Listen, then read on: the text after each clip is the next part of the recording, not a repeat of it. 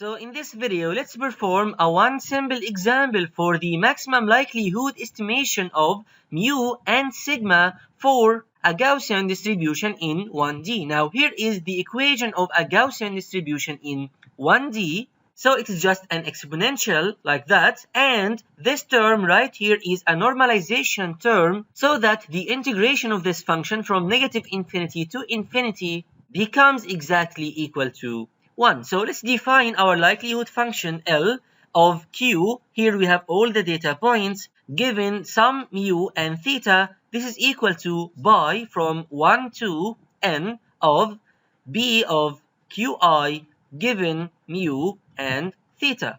Again, the len of this L is equal to the len of this L, which is equal to summation from 1 to n of probability of Qi given mu and theta, and here we have a len, of course, so this is a len. Now let's substitute for this value of b, so this is equal to summation of 1 to n of len of this right here. So let's get this, copy and paste here. So we have this inside our len. Now again we have the len of the product of two functions, so this is equal to summation from 1 to n of len 1 over root 2 pi multiplied by sigma plus the second len here of e power negative this qi minus mu all squared over 2 sigma squared. This is inside the summation. Now this is equal to sigma from 1 over n of len 1 over root 2 pi multiplied by sigma, and here we have another sigma from 1 to n. The len will cancel the e, so we have negative qi minus mu all squared over 2 sigma squared. So this is L of mu and sigma. Now we want to maximize this L with respect to mu and sigma. So first, let's get dL by d mu. This term will be 0, and this term here we will have a sigma from 1 over n of this derivative. This will be negative 2 qi minus mu multiplied by negative 1 over 2 sigma squared, and this should be equal to 0. Now this means that sigma from 1 to n of 2 qi minus mu is equal to 0. This means that sigma from 1 over n of 2 qi minus sigma from 1 over n of 2 mu is equal to 0.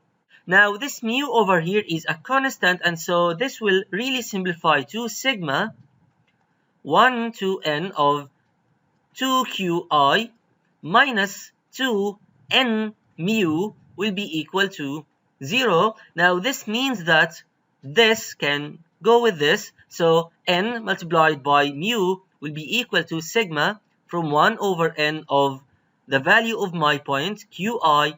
This means that the mu estimated will be equal to sigma from 1 over n qi multiplied by 1 over n. So this is the maximum likelihood estimation of the value for my mean mu. Very well, now let's get the maximum likelihood estimation of our variance sigma. So here we have this again, and we want to maximize this with respect to sigma. So this is L again.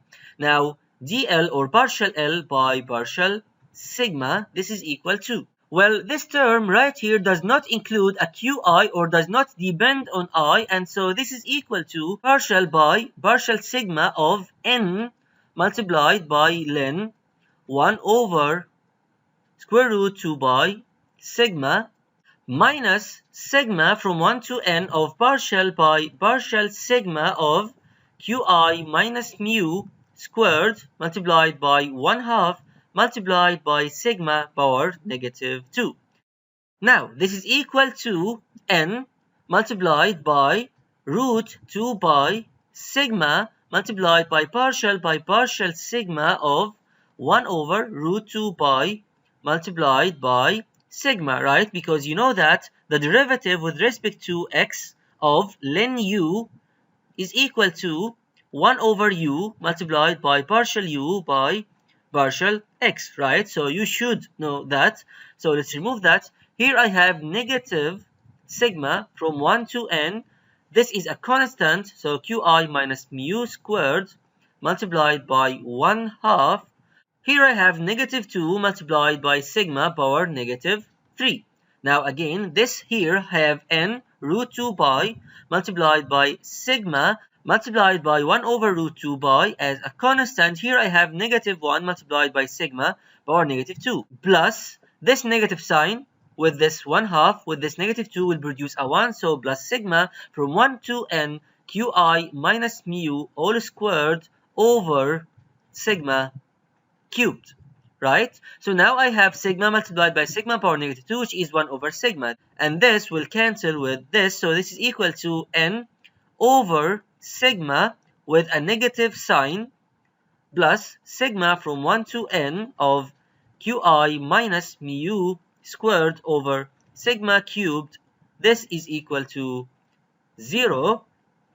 So this means that negative n plus sigma from 1 over n qi minus mu squared over sigma squared should be equal to 0. Let's multiply everything by sigma squared. So sigma squared multiplied by negative n is equal to negative sigma from 1 to n qi minus mu squared. So this means that this is equal to that, and so this means that sigma squared is really equal to 1 over n sigma from 1 to n of qi minus mu squared. And so this is the maximum likelihood estimation of the variance sigma given the maximum likelihood estimation of the mean mu for a single variable Gaussian distribution. Now, very well. You might ask yourself, why did we have to do that?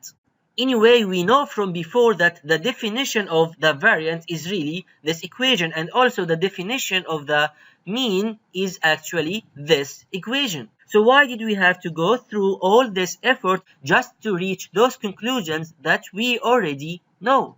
The answer is you actually got this in the wrong direction. If we have some data points and then calculate the mean and the variance for those data points, we are actually implicitly assuming that those data points follow a Gaussian distribution. And that's what we have been doing before.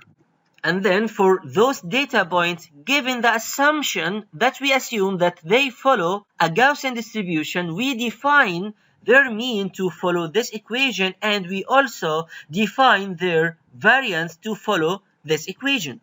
But for example, in other situations, you might assume that your data points follow something other than the Gaussian distribution. For example, maybe something like this distribution. So this distribution has two peaks, so I can call this, let's say, mu1, and this maybe sigma 1. Here I can have another mu, so mu2 and another sigma 2, for example.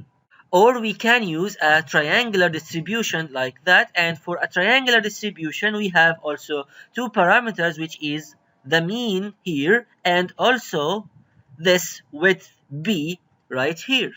Also in higher dimensions, if you have some data points following something maybe like that, so those are your data points in higher dimensions in 2D, you can describe those points, as I said before, using, let's say, two Gaussians. So this is called a mixture of Gaussian. Of course, the height of the function is not shown in this graph. Here I have the first feature x1, and here I have the second feature x2, and the height of this graph is pointing in our faces in the third dimension. And for this case, you can't also just use one mean and one covariance matrix. You need two means and two covariance matrices. But now, since for most of the situations, the Gaussian distribution or the normal distribution seems to be a valid assumption even for points we don't really know, then we just use this equation for the variance and this equation for the mean, and hence implicitly assume that our data points follow a Gaussian